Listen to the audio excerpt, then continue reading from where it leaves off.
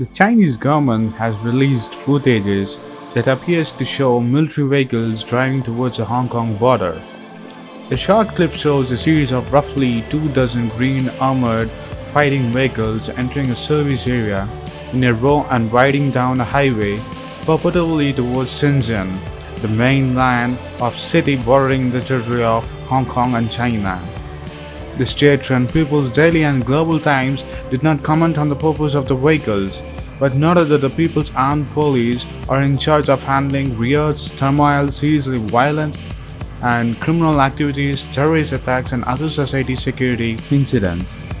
The post coincided with a statement from Chinese authorities hoping to crack down on Hong Kong protesters and likening the demonstration to terrorism.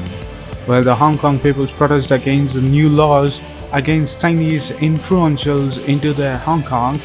China is already making and supporting Pakistan